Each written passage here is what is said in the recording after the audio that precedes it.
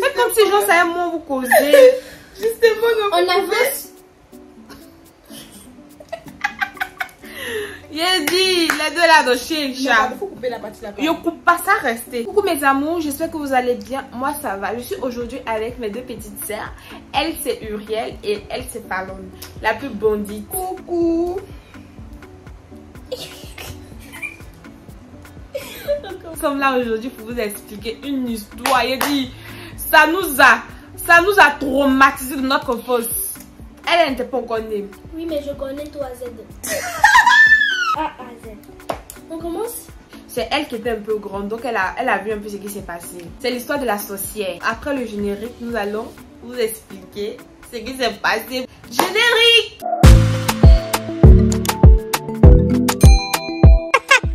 Grâce à moi.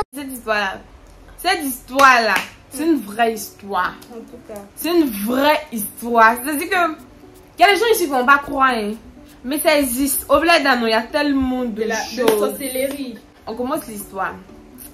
En fait, quand nous étions petites, bon, moi j'étais grande, c'est elle qui était petite et elle n'était pas née. On vivait en Côte d'Ivoire, au quartier d'Ivoire. Là-bas, maman a eu besoin d'une aide. Du coup, elle a décidé de faire venir une fille du village pour travailler à la maison, pour nous aider dans le ménage et tout. Donc cette fille-là, on l'a pris comme une soeur. Moi, j'explique mon point de vue. Nous, de préférence, nous sommes amis et elle n'est pas voulue. C'est comme cela que ma mère fait venir notre soeur du village. Avec cette soeur, on était complices. Elle et moi, sincèrement, on était comme ça. On était complices. On s'amusait ensemble parce que ce moment-là, j'étais un peu petite. J'étais dans l'âge de m'amuser et tout. Le problème est que la fille, à chaque fois, vu que c'était un peu comme une soeur pour moi, une amie en même temps, donc on était tout le temps ensemble. Mais à chaque fois, tu sais, quand deux personnes sont ensemble, il y a toujours des histoires. À chaque fois que moi et la fille, on fait des histoires, j'ai sommeil. Tu sais, le moment, même si c'est dans la journée, un jour on se dispute et tout, en même temps j'ai sommeil. Et quand je m'en vais dormir, je rêve qu'il y a une personne de ma famille qui me poursuit ou bien qui se bat avec moi. Je sais pas, des trucs comme cela. Et moi, comme je vais dire dans ma story, moi j'ai un sixième sens. C'est-à-dire que l'instant, je sais pas. Quand je suis avec une personne et que je sens que cette personne elle est fausse, ça ne me trompe pas, c'est le don que je m'ai donné. Parce que c'est que toi c'est double face, c'est que c'est double face, ça ne compte pas. Et en fait, à chaque fois que je me réveillais, en fait, c'était bizarre en fait. Donc, 1, 2, 3 fois, genre plusieurs fois et tout. Et j'avais remarqué, et quand je me réveille, j'expliquais à ma tante. Dans la maison, dans les débuts, personne ne voulait nous croire. Parce que de base, notre famille, Dieu nous a fait grâce, ça fait que les personnes de notre famille, ils sont plus chrétiens. Donc ils ont pris beaucoup. Ils ont des dons. Voilà, ils ont des dons de vision. À chaque fois quand je faisais mon rêve que je venais expliquer, personne ne me croyait. Malgré qu'ils avaient des dons, ils ne me croyaient pas encore. Ok, j'ai rien dit. Je m'attaquais à elle physiquement. Et paix à son âme, en ce moment on avait un pasteur. Lui il est décédé dans le temps de la crise en 2010-2011 là. Lui me disait que quand j'ai un problème spirituel, on ne s'attaque pas à la personne physiquement. C'est dans le spirituel que tu combats ton ennemi. Parce qu'en fait, avant qu'il va me dire ça, à chaque fois quand je rêvais que je me battais avec une de ma famille, en fait, je savais directement que c'est elle. Parce que c'est à chaque fois qu'elle et moi se bat que je ressens ça. Donc, je me levais et je l'accusais en fait physiquement. Je me levais et je lui disais que toi, tu es sorcière. Ça, c'était le grand 1. Le grand 2, maman l'avait fait venir du village. Et vu qu'on n'avait pas assez de boulot à la maison, maman a fait une sorte de commerce devant la porte où on vendait les oignons, les tomates, pâtes, etc. Et maman lui avait donné une caisse. C'est-à-dire que maman elle fait le point dans la marchandise, ça vient, elle lui donne une caisse. Mais chaque fin du mois, quand il y arrive, l'argent n'y a rien. Elle perd tout. Les marchandises là, genre, on voit que ça diminue, mais l'argent ne sort pas. L'argent ne sort pas. En fait, quand tu vas regarder dans la boîte, il n'y a que 25 ou bien 50. C'est-à-dire qu'il n'y a pas d'argent en fait dedans. On ne sait pas où l'argent la rentre. Elle ne sort pas. C'est pas pour dire que genre, elle sort. On peut dire qu'elle va bouffer l'argent. C'est vraiment, elle ne sort pas, mais l'argent on ne voit pas. Et les choses que maman faisait, même ça n'avançait pas, tout était bloqué. Un jour, le soir, vers 23h, ce jour-là, elle et moi on était en parade, on venait de se réconcilier. Et elle avait perdu sa grand-mère. Moi j'ai décidé d'aller dormir en fait. Et ce jour-là, nous tous on dormait. Et elle en fait... J'ai oublié une partie. Quelle partie? Elle, au fait, ma mère a dit de laver les assiettes à 19h avant d'aller se coucher. C'est ce que je veux dire. Et elle lave tous les jours, les assiettes à minuit. Non, elle lave pas de tous les jours les assiettes à minuit. Mais c'est ce jour-là qu'elle a lavé à minuit. Sinon, normalement, elle lave assiette tôt. Les assiettes là, non, elle lave ça. C'est-à-dire que genre, à partir de 19h, 20h, elle lave les assiettes. Mais Elle a lavé les assiettes tard ce jour-là. Et c'était bizarre. Et bizarrement, tout le monde dormait. Même maintenant, tout le monde dormait. Quand elle décidé de laver les assiettes et tout. Et en fait, chez nous, comme je répète encore, ils ont la grâce divine. C'est-à-dire qu'ils ont le don de voir et tout. Et ce jour, il y avait une de mes tantes. Elle seulement, maman pasteur. Elle, en fait, Dieu l'a réveillée. Dieu lui a dit de prier. Donc, dans la maison, chez nous là-bas, les soeurs de ma maman là. Disons, c'est la chaîne alimentaire. Quand une s'élève, commence à prier, ça prend l'autre aussi commence à prier. Ça devient un truc de prière, une cérémonie de prière dans la maison et tout. Et tout le monde commence à prier. Et du coup, c'est comme c'est là que, en priant, la meuf, elle a fini de laver les assiettes parce qu'elle était dans la cuisine en train de laver les assiettes. Et maintenant, elle était au salon en train de prier. Et nous-mêmes, on dormait. Et moi, sincèrement, il va aller à l'école le lendemain. Comment ça? De base. Quand ma tante a commencé elles ont commencé à prier dans la chambre d'abord, ça a réveillé Grâce. Après, ça m'a réveillée. Maintenant, ma maman a demandé qu'est-ce qui s'est passé. Non. Si. Non. Si. Mais attends, est-ce qu'elle finit de parler? Tu me coupes la parole. Il n'a même pas fini de parler. Maman n'était pas là. Maman était à maman est à Sopine. Toi, mais tu disputes, il faut demander à maman. Maman, si tu es là, il faut répondre. Maman est à Sopine. Maman n'était pas loin. Maman n'était pas encore nous. C'est ça que tu as oublié. Non, parce qu'il y avait deux chambres. Il a dit, il faut te calmer. Il y avait deux chambres. Nous, on dormait dans la chambre de maman. Les dentistes, il y avait deux chambres salon. Les dentistes, là, dormaient dans l'autre chambre. Et puis nous, on dormait dans la chambre de maman. Et ce jour-là, même, on dormait avec la fille de tout le monde d'Amour. Elle était là aussi.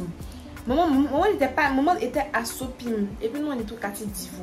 En fait, ils ont commencé à prier. Moi, sincèrement, la prière, ça me dérangeait même. Parce qu'il devait aller à l'école. Mais quand, ouais, même tous les jours, chaque fois, elle est venue prier comme c'est là. Il y a quoi? Moi, je devais aller à l'école. Et moi, c'est une personne, en fait, quand je me réveille, une fois que quelque chose me réveille, il n'arrive plus à dormir. Et les gens, elles étaient en train de prier, mon cher. Donc, finalement, je me forçais à dormir. Un coup comme ça, il entend boum. Il dit qu'il y a eu peur. Réveiller Uriel. Lève-toi. Uriel s'est réveillée. Elle dit à quoi?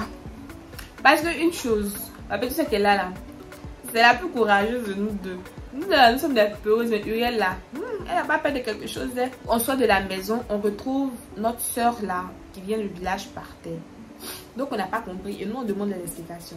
Et c'est là maintenant, nos tantes vont nous dire que non, c'est parce que genre ils vont nous expliquer qu'elle a fait les assiettes tard, mais cette fois-ci c'est à minuit elle lave les assiettes. Et du coup, quand ils ont commencé à prier et tout, et c'était à ce moment-là, c'était à minuit là qu'elle devait aller se laver. Donc en passant pour aller se laver, comme mes tantes étaient au salon, et on passe par le salon pour aller dans la douche.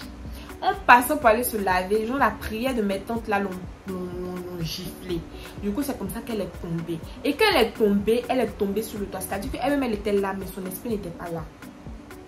Et du coup, là, maintenant, on a commencé à prier. Les tantes ont commencé à prier. Donc, nous, on est sortis. Du coup, ça a réveillé tout le monde. Donc, mes tantes ont commencé à réveiller tout le monde. Levez-vous, on va prier. Donc, c'est comme ça qu'on a commencé à prier. Quand on a commencé à prier, on avait un pasteur.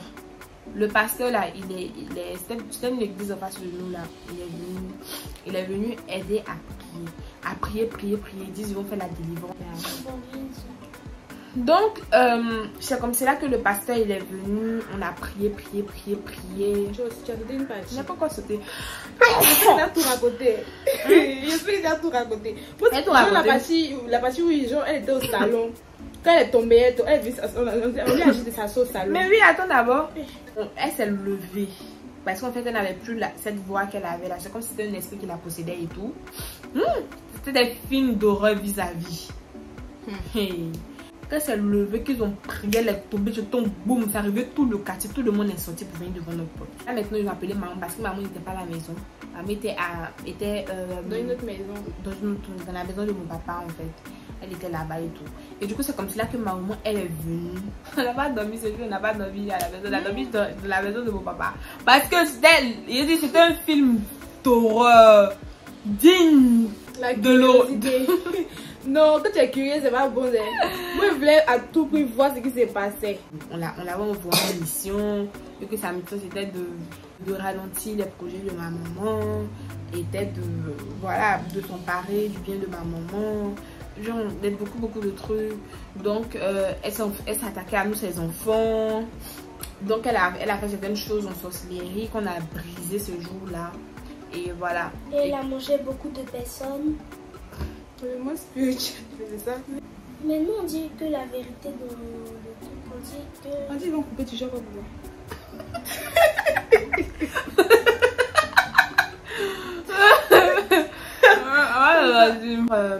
Ils ont fait sa délivrance et tout. Et le lendemain matin, genre, voilà. En tout cas, on a eu peur des bons. On a eu peur sur le coup, mais après, genre, on n'a pas peur de l'ennemi, quoi. Et voilà. Et je crois que c'est la fin de l'histoire et tout.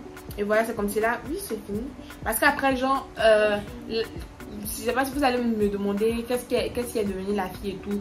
Maman, ils ont prié pour elle. Elle va à l'église maintenant. Ah, c'est ce qu'on nous fait croire. Bon, c'est ce qu'on nous a dit. Donc, mon cher, le pasteur est venu la prier pour elle et tout. Qu'elle a prié pour elle, il paraît qu'elle a venu s'allier à Dieu. Mais en tout cas, c'était chaud de la nuit là. Donc, c'est comme c'est là que le lendemain, 2 jours après, genre, maman a décidé qu'elle rentre. Où elle prenait les gens pour aller les vieilles sur son dos, plus qu'elle avait des ailes. Elle avait des ailes. Elle avait des ailes. Elle mettait les vieilles personnes. Voilà, du coup, c'est comme cela qu'elle est partie. Elle est partie, elle est rentrée en fait chez elle au village. Donc, il paraît qu'elle a ramené la fille du village. Et elle a fait des enfants, même la fille d'aujourd'hui, elle a fait des enfants et tout. Et voilà, donc ça c'est la fin de l'histoire. Et le truc c'est que on ne juge personne, on n'accuse personne. C'est ce qu'on a vu, qu'on a dit. Quand je suis en train de parler, j'ai pas accusé quelqu'un, mais j'ai pas donné un nom à quelqu'un. J'ai pas approprié un thème à quelqu'un. J'ai dit seulement ce que j'ai vécu ce jour-là. Parce que moi-même, j'étais encore petite. Je crois que j'avais 15 ans. Il avait 15 ans en ce moment. Il avait 15 ans. Et Uriel avait 8 ans. Uriel avait 10 ans. Elle avait 15 ou 16 ans comme ça. Et Uriel avait 10 ans. 10 ans ou 11 ans. Donc, Uriel, c'est elle en fait. Donc, c'est comme c'est là que, voilà, ça s'est passé et tout. Et voilà. Et là, c'est la fin de l'histoire. Grâce au j'ai beaucoup remarqué quelque chose sur elle. Parce qu'elle est toujours reconnaissante. Elle a toujours été là pour ses amis. Elle a toujours aidé les autres. Tu peux arrêter de me regarder, toi, c'est tout. Elle a toujours été gentille avec ses amis. Quand tu es méchante avec elle, elle ne va pas te laisser. Elle ne va même pas te laisser. Elle t'enlève. Dès que tu commences à faire une politesse sur elle ou tu commences à l'insulter, c'est fini. Elle te met plus dans sa liste. T'es banni de sa liste. Elle t'a tracé comme ça. Donc, j'aime pas quand les gens me manquent de respect. Oui. Ça, c'est moi, tu sais. Oui. Mais pourquoi tu fais un politesse sur moi? Moi, je fais pas tant. De toute façon, on ne peut pas te bannir, donc tu continues à faire politesse. Mais souvent, je suis pas méchante. Toi, tu me dis pas souvent que je suis méchante. Si, des fois. Des fois, je suis méchante. Quand je suis méchante, c'est pourquoi je suis. Qu'est-ce que je fais? Genre, tu m'accuses. Tu m'accuses. Et t'accuses. Voilà. Quand j'étais là, t'as dit que moi, j'ai montré la photo à maman. Toi, t'avais porté. Parler, qu'elle a pas touché le pied là. Oui. Tu m'as accusé et t'as dit que c'est moi. C'est moi, j'ai dit à maman, papa, que toi, tu as porté. J'ai mes pieds. Oui. Des fois, tu casses la tête. Elle casse la tête dans quel sens? Non, mamie, si tu veux. Tu t'amuses pas? Il casse la tête comment? Et parler normalement, pourquoi tu joues quand même? Oh, tu vois, tu parles. Oui, c'est comme ça que je parle d'habitude. Tu sais, hein? Elle est des comédienne ici, oh! Il y a des choses qu'elle n'aime pas. Ah, renverser les choses. Quand tu viens chez Grace, tu deviens la boboy. Voilà, ça c'est 1. Non, c'est combien? C'est 2. Parfois, quand tu lui parles un peu, tu lui parles doucement, elle va crier. Elle a crié. Oui, tu cries. Maman aussi crie, non? Donc, toi, c'est maman. Des fois, toi, tu cries dans la maison. Non, ça veut rien dire. C'est à cause de maman qu'elle écrit. Parce Il faut changer. Ah, c'est à maman, va ça te foutu. Oui, c'est vrai. Tu coupes la bâtie là? Je coupe pas. Vous êtes là à me donner des autres, tu coupes la bâtie, tu coupes la bâtie. C'est votre vidéo. Quand tu coupes la bâtie. Depuis que vous savez qu'on coupe des bâtis. Et puis, il y a ses amis, il y a certaines personnes. Vous qui regardez la vidéo, il n'y a pas peur de vous. Hein. Vous savez que c'est très impoli, puis j'ai force. Vos hypocrisies, vous faites là. Sachez faire. Voilà. Ma petite soeur est là pour me défendre. Vous, mes amis qui m'avaient trahi, ma petite soeur est là. Elle me défend. Vous la connaissez? Votre hypocrisie. Votre hypocrisie, vous faites là. Elles sont deux. C'est deux loupas. J'ai fait l'impolitesse. Parce que dans la vie, là, quand une personne décide de marcher avec vous là, tais-toi. Faut savoir parler à ma grande soeur. Tais-toi. J'ai dit que. De caméra là. J'ai dit, faut savoir parler à ma grande soeur. Tu parles à qui même? Vous qui faites impolitesse sur ma grande soeur là. Aujourd'hui là. Ça a terminé. Je suis là pour vous dire que je suis une petite fille. Si vous ne m'aimez pas, je m'en fous. Je suis née. T'es née. Non, je coupe la partie. On coupe pas. Elle va un peu trop vite, elle va un peu trop loin, elle laisse mes ennemis tranquilles. Comme je disais. Attends, c'est bon. Attends, faut te calmer. Bon, mes amours, c'est la fin de la vidéo. J'espère qu'elle vous aura plu. N'hésitez pas à aimer, commenter et partager surtout. Bisous.